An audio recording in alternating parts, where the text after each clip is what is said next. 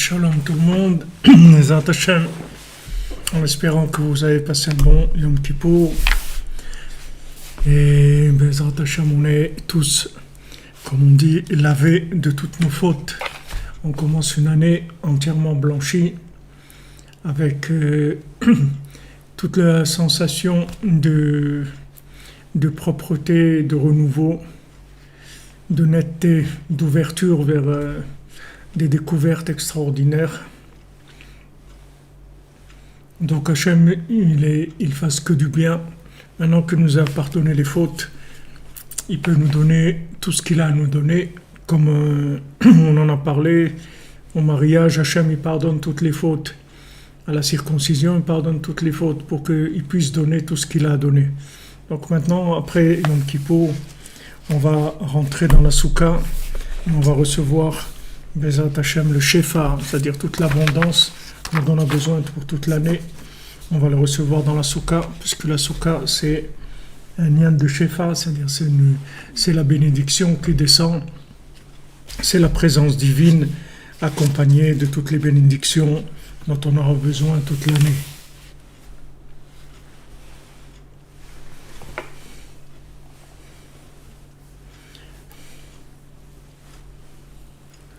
Voilà, pour les célibataires, pour les mariés, pour tous ceux qui ont besoin de délivrance dans tous les domaines, Bezrat Hashem. Alors, voilà, pendant Yom Kippour, on a eu, une bonne nouvelle à Ouman, nos fidèles élèves et amis, Betzalel et Esther, ils ont eu un petit garçon qui est né, Beshar Tova, qui est né le jour de Yom Kippour à Ouman. Betzalel et Esther, ce sont des gens qui font partie, comme on dit, du back-office. Ce pas des gens que vous connaissez, c'est des gens qui travaillent dans l'ombre, mais c'est grâce à eux qu'il y a beaucoup de choses qui se font dans le site, dans le Mishkan. Ce sont les travailleurs de l'ombre. Et Baruch Hashem, ils ont une petite fille qui a 2 ans, qui s'appelle Ness Emouna Tfila. Et maintenant, ils ont un petit garçon, Yom Kippour, Beshar Tova, Mazal Tov. Ça leur amène la bénédiction et que ça amène la bracha pour tous ceux qui ont besoin.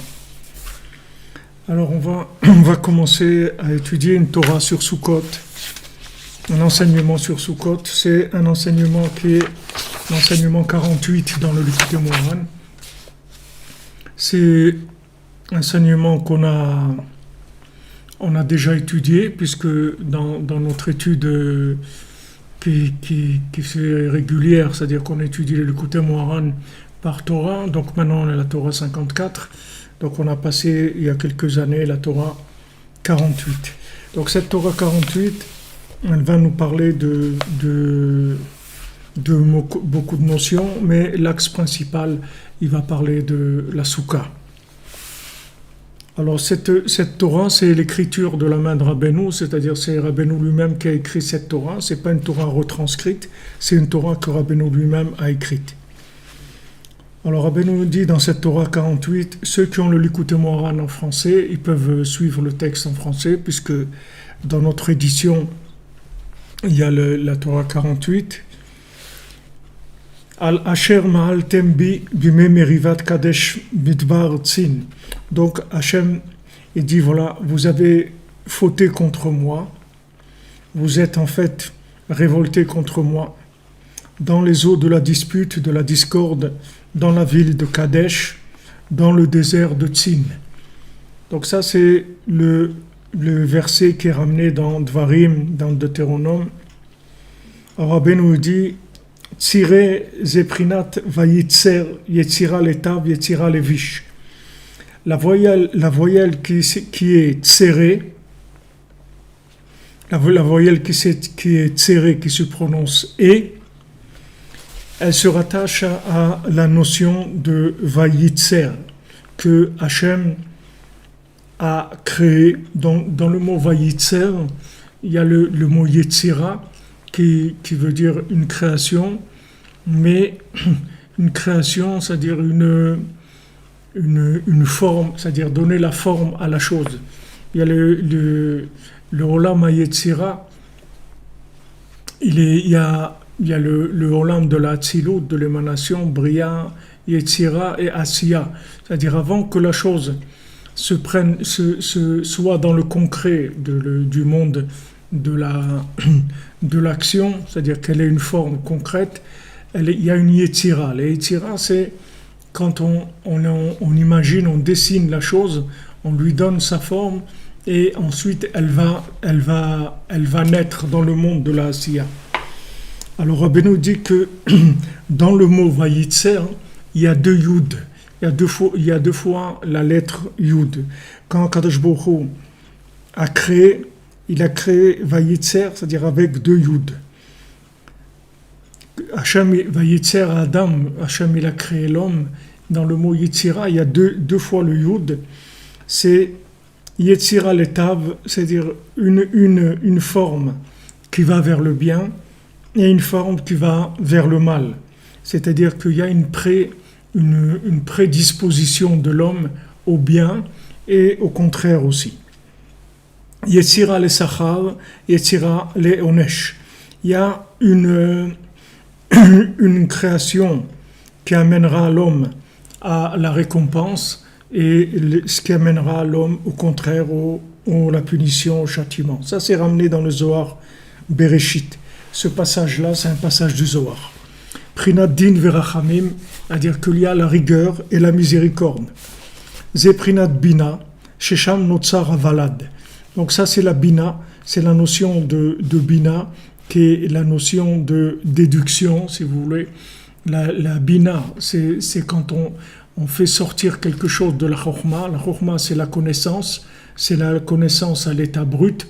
Maintenant, de cette connaissance-là, on va déduire quelque chose. Et ce qu'on va déduire, en fait, c'est comme l'enfant de la chokhma.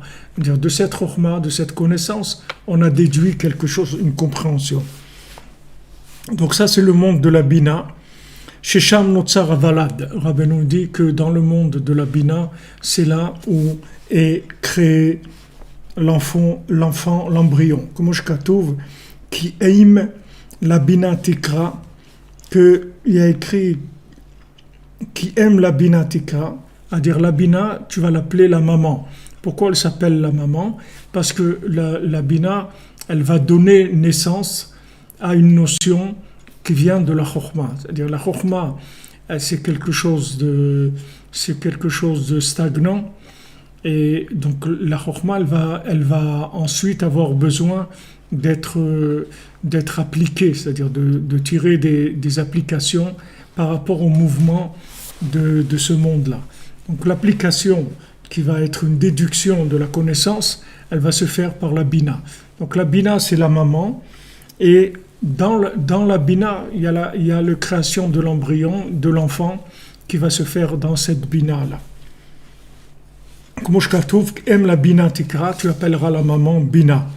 Vesham shne prinot. Et dans la bina, il y a deux aspects. Il y a l'aspect chesed et l'aspect din. Il y a l'aspect bonté et l'aspect rigueur. Kimisham dinim mita'arim. Parce que de la bina, il y a aussi la rigueur qui va se réveiller, qui va venir de la bina. Puisque la bina, c'est quelque chose qui va déduire, c'est-à-dire la bina, elle va déduire de la chokhma. Et comme on a vu avant, quand Hachem, il a créé l'homme, il a créé avec deux yud, c'est-à-dire avec une tendance vers le bien et une tendance vers le mal. Donc dans cette bina, il va y avoir une tendance à des déductions qui vont être des déductions de bonté, des déductions de miséricorde, et il y a aussi des déductions qui sont des déductions de rigueur, toujours par rapport à la chokhma, c'est-à-dire par rapport à la connaissance. La connaissance, soit elle va avoir on va en déduire quelque chose sous un angle de miséricorde, soit on va en déduire quelque chose sous l'angle de la rigueur. Donc Rabbeinu nous apporte, donc il nous a placé ces éléments, maintenant il nous a posé ces notions-là, et Rabbeinu il va nous parler maintenant de la soukha.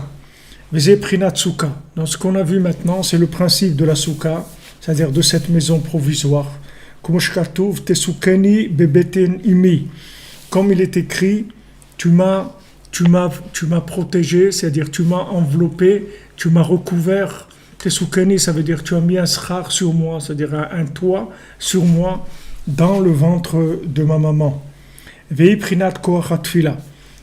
Alors, dans la soukha, elle représente en fait le ventre de la maman, dans lequel il va y avoir la naissance, il va y avoir la création de l'embryon et là où il va grandir jusqu'à devenir un bébé et ensuite sortir au moment où il doit sortir dans la Asiya.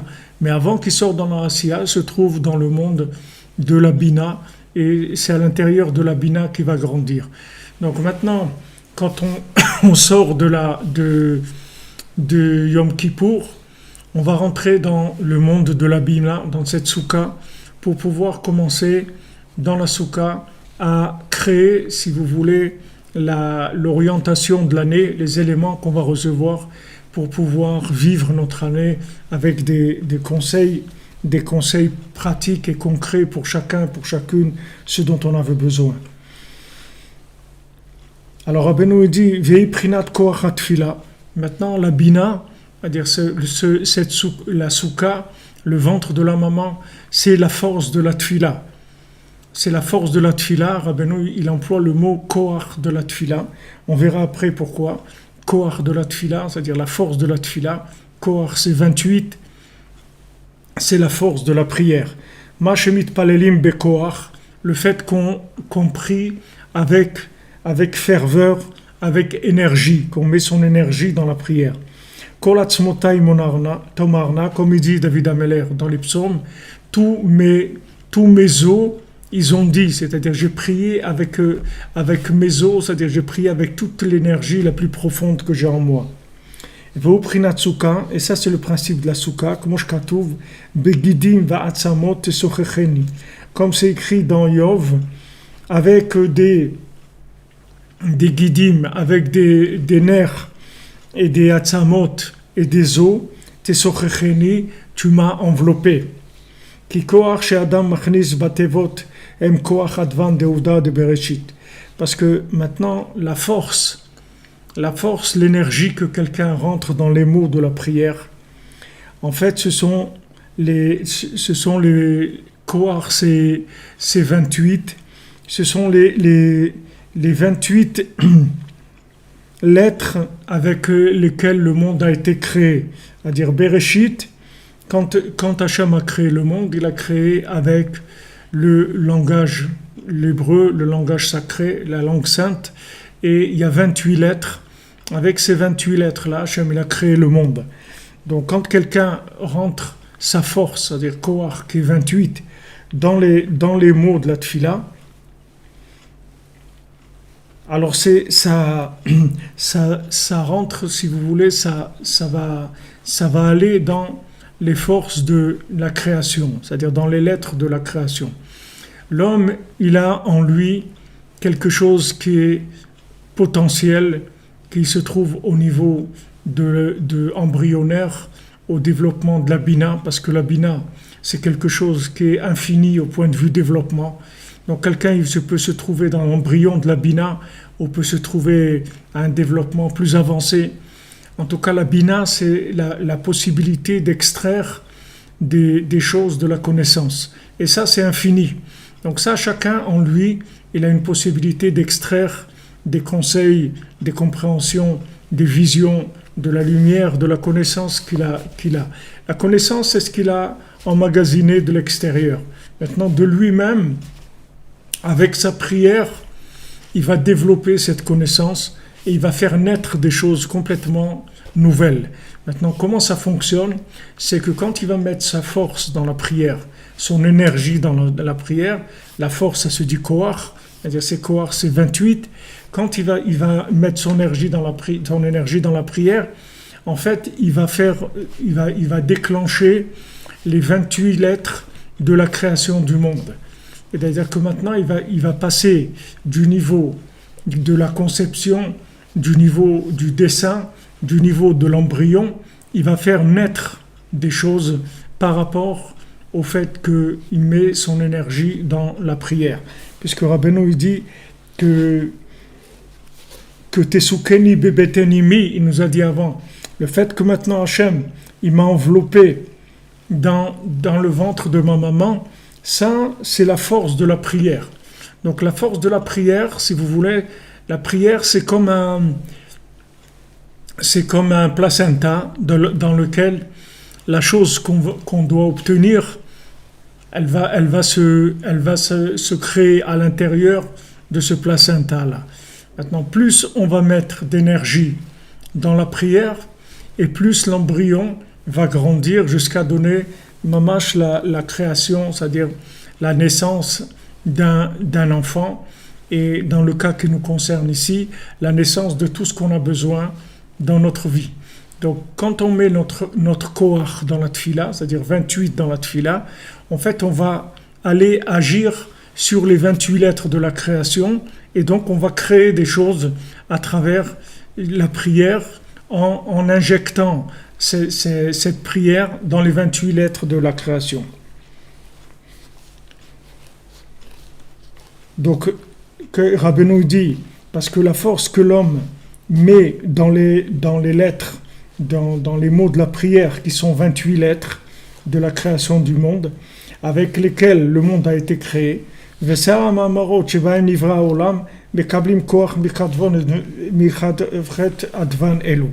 maintenant, les 10 paroles qui ont créé le monde, c'est-à-dire Hachem il a créé le monde pas avec des lettres, il a créé avec des mots. Quand il a dit des mots que la lumière soit, alors il y a eu la lumière. Dire Hachem il a dit des mots, vaï or, que la lumière soit. Mais maintenant, d'où viennent les mots? Les mots ils viennent des lettres. Donc ces lettres-là, elles vont former des mots, et ces mots-là, ils vont créer des choses. Mais kablim koach bekavedat vonelu. Donc maintenant, les 10 paroles de la création, les 10 mamarot, Hachem il a créé le monde avec 10 paroles. Ces 10 paroles-là, elles ont été créées par les 28 lettres. Et donc quand on prie, on va agir sur les 28 lettres qui vont agir sur ces paroles et qui vont amener le changement ou la création ou la naissance de quelque chose complètement nouveau dans le monde qui n'existait pas avant. Donc la prière, si vous voulez, elle a une force de créer, puisque elle va influencer directement les outils qui ont servi à la création du monde. Vadiburim chez Adam medaber bekoach. Maintenant, les paroles que quelqu'un dit avec force. Hem atzmam adiburim shel HaKadosh Baruch Hu. Ces paroles-là, ce sont mamash les paroles même d'Hachem. Quand quelqu'un il dit avec force, c'est-à-dire avec conviction, qui s'investit, il se concentre dans les mots qu'il dit, alors ces mots, ce sont mamash les paroles d'Hachem. Vezeprinat va'asim devarai bepicha. C'est ce qui est écrit dans Yeshaya, dans le prophète Yeshaya. Hachem il dit, je mettrai mes paroles dans ta bouche. Kihem atzmam dvar Hachem.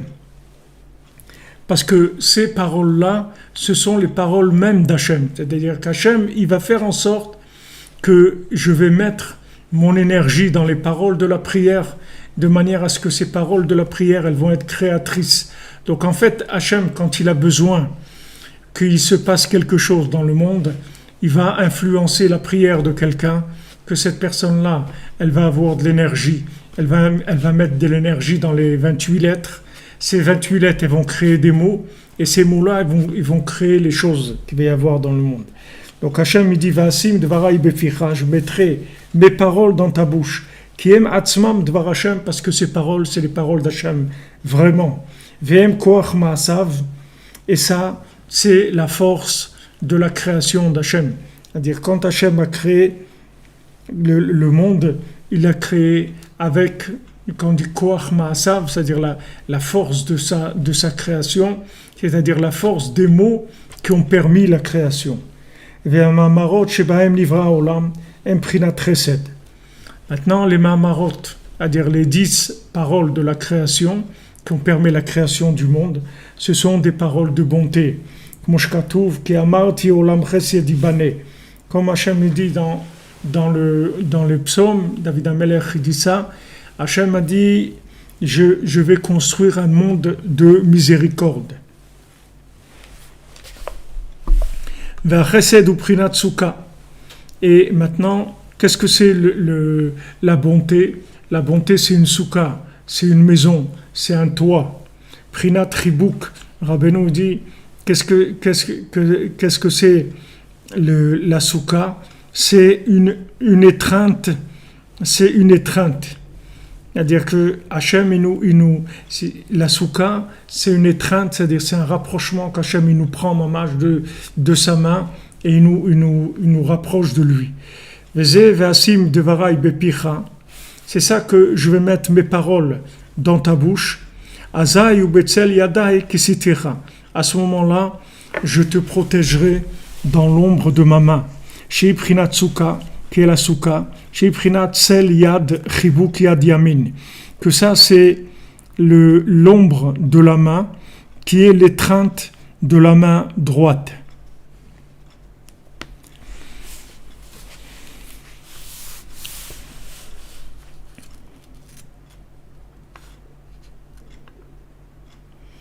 Donc quand Hachem dit je te protégerai de ma main droite, en fait qu'est-ce qu'Hachem il fait? Il crée avec cette étreinte là, le fait que Hachem il nous prend, c'est qu'il nous prend dans l'ombre de sa main. Si vous voulez, avec sa main il crée une ombre. Cette ombre là c'est une protection d'Hachem. C'est comme si, comme il y a écrit dans Bereshit, que Ruach Elokim ha'chefet al penei ha'mayim, que le souffle divin il planait au-dessus des eaux. Et Rashi dit en français couver, c'est-à-dire il couvait, le souffle d'Hachem il couve. Donc le srar de la souka, c'est-à-dire ce qu'on met dans la souka, le toit qu'on fait avec des branches, des feuillages, des roseaux, ce qu'on veut pour le toit, il faut que ça soit quelque chose qui pousse de la terre et qui ne reçoive pas la touma, c'est-à-dire qu'il ne soit pas large. Qui ne soit pas large de 10 cm, le morceau, chaque morceau il doit être moins que 10 cm de large, de manière à ce que ça soit quelque chose de provisoire. Et cette ombre provisoire qu'Hachem y fait avec le toit de la souka, en fait c'est l'ombre de la main d'Hachem qui a eu dans la création. Donc comment Hachem y fait? Hachem il nous met les paroles dans notre bouche. Depuis Rosh Chodesh Elul, on a commencé à faire des slichot, on a commencé à faire un peu plus de prières que d'habitude. Et quand c'est arrivé Rosh Hashanah, on a prié pendant les 10 jours, on a fait Yom Kippour avec 5 prières le jour de Yom Kippour. Toutes ces paroles-là de prière, en fait, elles sont là pour pouvoir créer ce dont on va avoir besoin pendant notre année. C'est-à-dire que ces paroles même de la prière, c'est elles qui vont aller dans les paroles de la création et qui vont déclencher la création de ce dont on a besoin. Donc Rabbi Nathan nous l'a dit, il le dit plusieurs fois, et on l'a répété plusieurs fois. Rabbi Nathan il dit, regarde, quand il manque quelque chose, c'est soit il n'y a pas eu de prière, soit il n'y en a pas eu assez, c'est tout. Mais avec la prière, on comble tout. C'est-à-dire la prière, ça comble tout. Parce que la prière, elle est créatrice. Puisque maintenant, la force qu'on met dans la prière, on dit, c'est les paroles d'Hachem lui-même. Les paroles d'Hachem lui-même, c'est-à-dire c'est lui-même qui va nous créer ce dont on a besoin à travers les paroles qu'il va nous mettre dans notre bouche, dans la prière. Donc, qu'est-ce qu'on fait, nous, dans tout ça? On se met à la disposition. C'est-à-dire, en fait, que quand on vient pour prier, on met notre bouche à la disposition d'Hachem pour que Hachem puisse dire les paroles qu'il veut dire dans notre bouche et qui sont faites en fait pour nous créer ce dont on a besoin. Donc dans la souka, on rentre dans l'ombre d'Hachem, c'est-à-dire dans cette ombre que Hachem a créée pour nous. Qu'est-ce que c'est cette ombre? C'est ce placenta, si vous voulez, cette poche dans laquelle il va y avoir l'embryon et le développement de l'embryon jusqu'à ce qu'il arrive à former le bébé. Et le bébé, c'est tout ce qu'on va avoir dans Maaseh Bereshit, c'est-à-dire on va commencer à Simchat Torah, on va commencer à lire Bereshit, on va commencer la Torah au début, on commence notre année au début et on commence la création à nouveau complètement, c'est-à-dire c'est une année nouvelle où il va se créer des choses complètement nouvelles pour chacun, pour chacune d'entre nous. Tout ce dont on a besoin, ça va se créer, c'est-à-dire que c'est un système, si vous voulez, d'auto-création, c'est-à-dire que du moment où je mets mon cœur à la disponibilité d'Hachem pour la prière, alors Hachem il va mettre dans ma bouche les mots, que ces mots-là, ils vont aller dans les mots de la création et ils vont créer les choses dont j'ai besoin. Donc la prière, elle a la possibilité de créer de toutes pièces des choses, même qui n'ont jamais existé, même qui sont complètement nouvelles. Même qui sont complètement nouvelles. Il y a écrit dans la halakha, dans les règles du Shulchan Aruch, c'est écrit que si quelqu'un il a pendant les 9 jours de Tisha B'Av, si quelqu'un il fait une rencontre et il veut se fiancer, faire un fiançailles pendant les 9 jours de Tisha B'Av, officialiser la rencontre pour se marier, faire un engagement, alors il peut le faire, bien que pendant ces 9 jours on fait pas de choses qui donnent de la joie. Le mariage, c'est quelque chose qui donne de la joie. Donc pendant les 9 jours, on ne fait pas de mariage. Mais par contre, si on veut officialiser des fiançailles, une rencontre pour s'engager à se marier, on peut le faire. Et pourquoi c'est écrit dans la halakha? De peur que quelqu'un d'autre qui le devance. Comment il va le devancer? Avec la prière. Avec la prière. C'est-à-dire que quelqu'un avec la prière, il peut même prendre le conjoint de quelqu'un d'autre qui était prévu dans la norme de la création comme elle était jusqu'à ce jour-là. Et cette personne-là, elle a tellement prié qu'elle a créé une nouvelle norme qu'il n'y avait pas avant grâce à sa prière. Et elle a obtenu ça dans la nouvelle norme. Donc ça, c'est valable. Je vous donne un exemple dans la halakha parce que c'est quelque chose qui est écrit, comme on dit, de façon explicite. Mais c'est valable pour tout. Tout est comme ça. Avec la prière, vous pouvez tout obtenir. La prière, c'est quelque chose de créateur. C'est-à-dire que ça a une force de créer. Donc vous ne pouvez pas dire qu'il vous manque quelque chose. En fait, la seule chose qui nous manque, c'est la foi dans la prière. C'est la seule chose qui nous manque. Ça, c'est vrai. Ça nous manque. Si on avait la foi dans la prière, alors on serait toute la journée en train de prier. Et la première fois que Rabbi Nathan il est venu à Ouman, après que Rabbeinu ait quitté physiquement ce monde, donc Rabbeinu est parti le 18 Tishri, pendant Chol HaMoed Sukkot, et au mois de Tevet, Rosh Chodesh Tevet, je ne sais pas si c'est Rosh Chodesh Shvat, oui, Rosh Chodesh Shvat, alors Rabbi Nathan, il est venu avec tous les élèves. En fait, je ne me rappelle pas si c'est la première fois, mais en tout cas, un Rosh Chodesh Shvat, après la mort de Rabbeinu, Rabbi Nathan, il a été chercher les élèves et ils sont venus ensemble à Ouman, alors que c'était très froid.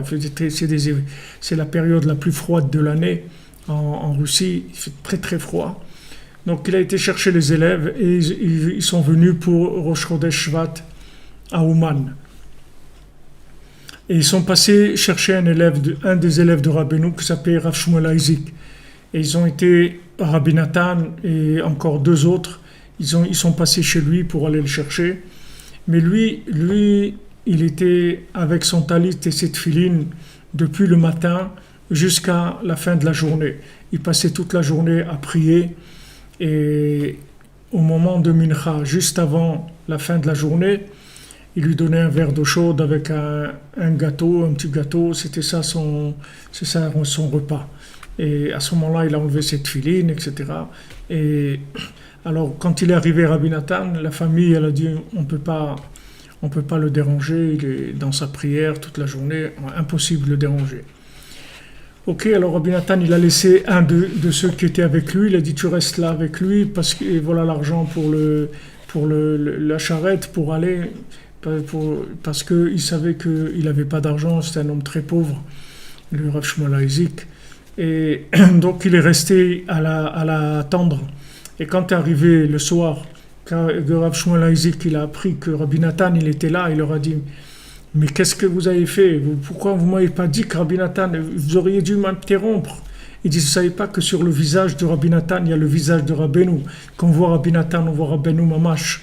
Et il était pas bien du tout qu'ils ne l'ont pas dérangé. Il voulait voir Rabbi Nathan. Bon, ils se sont vus après. Il a voyagé avec le jeune qui était resté. Ils se sont vus à Ouman. Pourquoi je vous dis ça? Parce qu'il y avait des Breslevers comme ça, qui étaient des grands Breslevers, qui étaient des gens que Mamash, ils priaient tout le temps. Ils étaient tout le temps dans la prière. Tout le temps dans la prière. Même eux, qu'ils étaient pauvres et ils étaient comme ils étaient. Mais ce n'est pas des gens qui priaient pour eux. Ils priaient pour créer des nouvelles choses dans le monde qui permettent d'améliorer la connaissance d'Hachem, la connaissance du tzaddik, que les gens se rapprochent du tzaddik, qu'ils se rapprochent d'Hachem. C'est sur ça qu'ils s'investissaient tout leur temps, ils investissaient là-dedans. Parce que le fait que maintenant quelqu'un y prie, alors Hachem il lui met les paroles dans sa bouche. Vous vous rendez compte, vous voyez ce qu'il nous dit. On n'a même pas besoin d'imagination. Même pas besoin d'imagination. On a juste besoin de disponibilité, c'est tout. Il n'y a pas besoin d'imagination. Rabbeinu le dit Beferouche, que Va'asim dvarai bepicha. Je vais mettre mes paroles dans ta bouche. C'est-à-dire que maintenant, il ne nous demande même pas d'avoir de l'imagination, on nous demande juste de la disponibilité. Voilà, disponibilité de temps, de cœur, de connexion. Et voilà, on y va, c'est tout. On y va. Et qu'est-ce qui va se passer? Il va se passer qu'Hachem il va mettre des paroles dans notre bouche. Et ces paroles de notre bouche, c'est elles qui vont créer ce qu'il y a besoin de créer. Des fois, c'est des choses qui vont être créées pour nous, de ce que nous on a besoin. Des fois, c'est d'autres choses qui sont beaucoup plus importantes que ce qu'on a besoin. Et Hachem, du moment où on a mis notre disponibilité, notre cœur, alors Hachem, il va utiliser notre prière pour d'autres choses qui sont absolument indispensables à l'humanité à ce moment-là. Mais en tout cas, ce qu'il faut savoir, que chaque fois qu'on prend un moment pour prier avec le cœur, pour mettre notre cœur dans la prière, c'est-à-dire qu'on est là, on est disponible, on est là, on est disponible, on a la connexion, on a la foi dans Hachem, donc on a la connexion. Maintenant, on va commencer à être des outils de la création. En fait, ce qui s'est passé à Yom Kippour, Hachem, il nous prépare la création parce que comme il enlève toutes nos fautes, le fait d'enlever toutes nos fautes, c'est qu'il efface toutes nos fautes, c'est-à-dire il efface tout ce qui gêne la connexion. Comme on a étudié que Yom Kippour, c'est la réparation de l'alliance, c'est-à-dire le fait que maintenant Hachem enlève nos fautes, il enlève tout ce qui faisait troubler la connexion, qui troublait les ondes, toutes les mauvaises actions, etc. C'est des choses qui bouchent le cœur, qui empêchent la connexion. Donc ça, c'est réglé à Yom Kippour. Hachem nous a pardonné nos fautes. Et maintenant, on est en connexion maximale. Donc comme maintenant qu'on est en connexion maximale, Hachem, il va mettre dans la soukha, il va nous dire d'aller dans la soukha. En fait, on va rentrer dans les mots de la prière. Vivre dans la soukha, c'est vivre à l'intérieur de la prière. La soukha, c'est une prière. Pour ça qu'on essaye de rester dans la soukha le plus possible, de manger dans la soukha, de dormir dans la soukha. Ceux qui peuvent dormir, c'est une très grande mitzvah de dormir dans la soukha. Il faut savoir que c'est la chose la plus importante. Dormir dans la soukha, c'est plus important que de manger dans la soukha. De dormir dans la soukha, c'est très très important. Les gens croient que dormir, bon, c'est pas... Mais ceux qui ont la possibilité, bien sûr qu'ils n'ont pas trop froid, que c'est des endroits où c'est possible. Et de dormir dans la soukha, c'est quelque chose de très très important. Dormir dans la soukha, manger dans la soukha, étudier dans la soukha, être dans la soukha, vivre dans la soukha, parce qu'on vit en fait dans ces mots de la prière. Et chaque seconde qu'on va passer dans la soukha, ce sont des créations. C'est-à-dire qu'il va y avoir de la création qui va sortir de ces choses-là. Maintenant, ça va être de la création qui va être pour nous, pour nos proches, pour le monde, mais en tout cas, on est à ce moment-là des gens qui permettent de faire avancer la création divine. Parce qu'une fois qu'Hachem il a fini son travail et qu'Hachem il a fait le premier Shabbat, après c'est à nous de jouer. Après la création elle va dépendre de nous. C'est-à-dire la création elle dépend de l'homme, elle ne dépend plus d'Hachem. Hachem, il a lâché le système entre les mains des tzadikim, entre les mains de l'homme, et c'est à l'homme à prendre si on veut le relais. Mais maintenant, ce relais-là, il n'est pas difficile. Vous voyez, c'est pas quelque chose où il faut se casser la tête, de dire mais qu'est-ce que je vais bien pouvoir raconter dans la prière, etc. Il n'y a pas besoin de réfléchir quoi raconter. Si maintenant je mets mon cœur, et je suis dispo, je suis là, je me connecte avec mon cœur, les paroles vont venir dans ma bouche. Hachem, il va mettre ses paroles à lui dans ma bouche, de manière à pouvoir créer ce que lui, il veut créer, ce que lui, il sait qui est bien pour le monde. Donc maintenant, qu'est-ce que c'est cette création? C'est une création de bonté. Parce que du moment où cette création, elle passe par un individu en bas, du moment où la création elle passe par un individu, c'est pas du tout comme si elle venait d'Hachem. C'est-à-dire quand elle est venue d'Hachem au début, il y avait de la rigueur et de la miséricorde, comme on a vu avant. Mais quand ça passe par l'homme, c'est que de la miséricorde. Il n'y a aucune rigueur. C'est-à-dire quand Hachem il crée quelque chose par la bouche de l'homme. Pourquoi Hachem il a besoin de notre bouche? Hachem il peut créer ce qu'il veut, mais non, Hachem il peut pas créer ce qu'il veut. C'est-à-dire si Hachem il crée, comme on a vu, il crée avec deux yud, c'est-à-dire il crée avec le bien et avec le mal. Et il y a les anges en haut qui accusent, il y a les tribunaux qui accusent, etc. Il y a toute une équipe en haut qui rentre dans le jeu de la création, puisque la création elle a été énormément critiquée par les anges et ils ont beaucoup été contre la création de l'homme et la création du monde. Donc il y a toute une équipe en haut qui est dans le côté de la rigueur. Mais si maintenant, cette création-là, elle passe par la bouche de l'homme, comme il dit ici, qui a menti olam chesed ibane, qui a menti, parce que je dis qu'un monde de miséricorde sera créé, un monde de miséricorde. C'est-à-dire, quand j'ai dit à travers ta bouche, ça sera un monde de miséricorde. Si maintenant l'initiative, elle vient d'Hachem, alors il y a les deux côtés. Il y a le côté de rigueur et le côté miséricorde.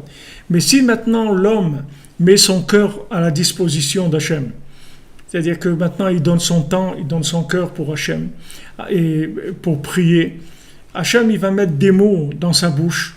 Hachem il va prier à travers la bouche de la personne, et la personne, c'est grâce à ça qu'Hachem il va créer ce qu'il voulait créer, quoi? Un monde de miséricorde. C'est ça qu'Hachem il veut.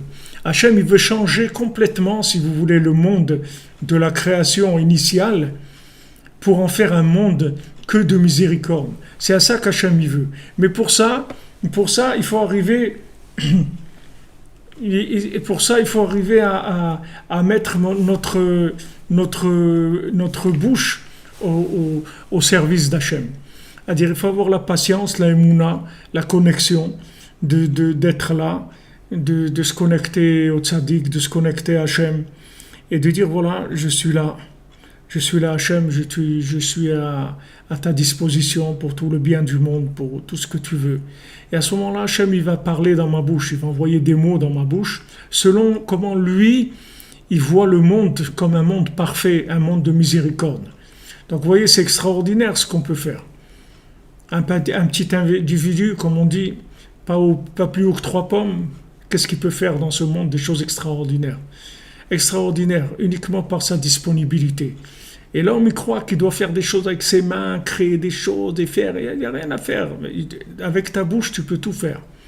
C'est-à-dire, juste tu la mets à la disposition d'Hachem, et Hachem, il va agir dans ta bouche. Maintenant, quand on voit, c'est sûr, des choses comme ça qui arrivent, des trucs de massacres de gens, de terroristes, de néo-nazis, des trucs comme tout ça, ça vient quand il n'y a pas assez de bouche pour créer pour créer de la miséricorde.